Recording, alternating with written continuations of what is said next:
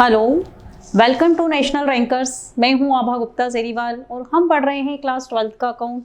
Class 12 के account में हम पढ़ रहे हैं चैप्टर 7 कंपनी लेखे अंशों का निर्गमन। इससे संबंधित जो थ्योरी है वो हम देख रहे हैं कि कंपनी कितने प्रकार की होती है। कंपनी के जो प्रकार हैं वो कुछ मैंने आपको इसके पिछले वीडियो में बताए थे। अब इसके आगे के जो हैं प्रकार उसके वो हम आप पढ़ेंगे। अगला जो टॉपिक है हमारा स्वामित्व के आधार पर। स्वामित्व के आधार पर कंपनियां कितने प्रकार की होती हैं। स्वामित्व के आधार पर कंपनी दो प्रकार की होती है, एक होती है सरकारी कंपनी और एक होती है सार्वजनिक कंपनी। ऐसी कंपनी जिसकी अंश पूंजी का 51% या अधिक भाग केंद्रीय या राज्य सरकार के अधीन हो, सरकारी कंपनी कही जाती है। मतलब जिसके 51% अंशों पर सरकार का अधिकार होता है वो सरकारी कंपनी कही जाती है। इस कंपनी के ऊपर पूरा नियंत्रण सरकार का होता है। ऐसी कंपनी विभिन्न कानूनी प्रावधानों से छूट मिलती है। इस कंपनी को कुछ कानूनी प्रावधान है जिनके अंतर्गत छूट मिलती है। तो ये होती है सरकारी कंपनी जिसके 51% अंश सरकार के पास होते हैं। सार्वजनिक कंपनी, भारतीय कंपनी अधिनियम 2013 की धारा 2 की उपधारा 71 के अनुसार सार्वजनिक कंपनी से आशय ऐसी कंपनी से है जो निजी कंपनी नहीं है। अधिनियम की उपयुक्त परिभाषा से सार्वजनिक कंपनी के संबंध में पूरी जानकारी उपलब्ध नहीं हो पाती। मतलब जो कंपनी निजी कंपनी नहीं है वो सार्वजनिक कंपनी होती है। अब सामान्यतः सार्वजनिक कंपनी में निम्न विशेषताएं पाई जाती है। नंबर 1, इसकी न्यूनतम सदस्यों की संख्या 7 होती है और अधिकतम सदस्यों की संख्या की कोई लिमिट नहीं है। जितने अंश कंपनी के द्वारा निर्गमित किए गए हैं उतने उसके सदस्य होते हैं। सार्वजनिक कंपनी जनता को अंश खरीदने के लिए आमंत्रित कर सकती है, अर्थात वह एक प्रोस्पेक्टस, एक प्रविवरण निर्गमित करती है और जनता को अंश खरीदने के लिए आमंत्रित कर सकती है। सार्वजनिक कंपनी अपने अंशों के हस्तांतरण पर कोई प्रतिबंध नहीं लगा सकती है। जब चाहे उसके अंशों को खरीदा जा सकता है और जब चाहे किसी अन्य व्यक्ति को उसके अंशों को हस्तांतरित किया जा सकता है। सार्वजनिक कंपनी जनता से निक्षेप आमंत्रित करती है, डिपॉजिट्स आमंत्रित करती है।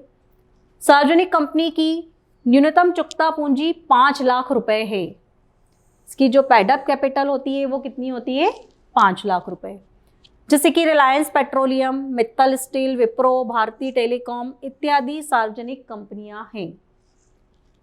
ये थी हमारी सार्वजनिक कंपनी। अब हम पढ़ेंगे निजी कंपनी। 2013 जो कंपनी अधिनियम है उसकी धारा 2 की उपधारा 68 के अनुसार निजी कंपनी का आशय नंबर 1, अपने अंशों के हस्तांतरण पर प्रतिबंध लगाती है। मतलब ये अपने अंश जनता को खरीदने के लिए आमंत्रित नहीं कर सकती है। सार्वजनिक कंपनी में हमने क्या पढ़ा था कि ये अपने अंशों के हस्तांतरण पर प्रतिबंध नहीं लगाती है और जनता को अपने अंश खरीदने के लिए आमंत्रित कर सकती है, जबकि निजी कंपनी अपने अंश खरीदने के लिए जनता को आमंत्रित नहीं कर सकती है और न ही इसके जो अंश हैं वो आसानी से हस्तांतरित हो सकते हैं। अपने सदस्यों की संख्या को कम से कम 2 और अधिकतम कम से कम इसमें 2 सदस्य होते हैं और अधिकतम सदस्य संख्या इसकी 200 तक सीमित होती है। लेकिन इस संख्या में निम्न व्यक्तियों को शामिल नहीं किया जाता है। ऐसे व्यक्ति जो कंपनी के कर्मचारी हों उनको इसमें शामिल नहीं करते हैं। ऐसे व्यक्ति जो पहले कंपनी के कर्मचारी थे होते हुए कंपनी के सदस्य भी थे और अब कंपनी के कर्मचारी न होते हुए सदस्य हैं, उन्हें भी इसमें शामिल नहीं किया जाता। अपने अंशों को खरीदने के लिए ये प्रोस्पेक्टस प्रविवरण जारी नहीं कर सकती। जिस तरह से सार्वजनिक कंपनी कर सकती है प्रविवरण जारी, उस तरह से निजी कंपनी को ये अधिकार प्राप्त नहीं होता है। सदस्यों, संचालकों तथा संबंधियों के अतिरिक्त किसी अन्य से या जमा स्वीकार करने पर प्रतिबंध होता है। ये अपने जो सदस्य हैं, संचालक हैं, इनके जो संबंधी हैं उनसे जमा प्राप्त कर सकते हैं, लेकिन इनके अलावा कोई बाहरी व्यक्ति अगर है तो ये उनसे जमा स्वीकार नहीं कर सकते। एक कंपनी को निजी कंपनी बने रहने के लिए उपयुक्त में से तीनों शर्तों का पालन करना अनिवार्य होता है। किसी भी एक शर्त के उल्लंघन होने पर एक निजी कंपनी को सार्वजनिक कंपनी माना जाता है। साझेदारी और सार्वजनिक कंपनी का मिला जुला रूप है। निजी कंपनी के लिए कम से कम 2 सदस्य होना चाहिए। निजी कंपनी जो होती है वो अपने साथ में प्राइवेट लिमिटेड शब्द लिखती है। कोई भी निजी कंपनी है तो उसको अपने नाम के साथ प्राइवेट लिमिटेड शब्द लगाना जरूरी है। अब हम पढ़ेंगे एक व्यक्ति कंपनी, वन मैन कंपनी। वैसे तो एक व्यक्ति होता नहीं है, मिनिमम अभी हमने पढ़ा कि कम से कम 2 लोग होना चाहिए कंपनी के लिए, लेकिन फिर भी कंपनी अधिनियम में कुछ प्रावधान है इसके लिए।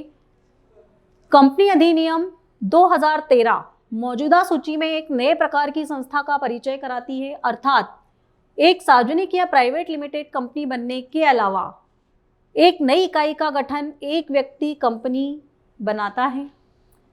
एक व्यक्ति कंपनी से आशय उस कंपनी से होता है जिसका सदस्य एक ही व्यक्ति है। इस कंपनी की देखिए क्या विशेषताएं होती हैं। नंबर 1, भारतीय नागरिक तथा भारत का निवासी एक प्राकृतिक व्यक्ति ऐसी कंपनी बना सकता है। ऐसा एक व्यक्ति केवल ऐसी ही एक ही कंपनी बना सकता है, ऐसा नहीं कि वो एक से ज़्यादा कंपनी बना ले।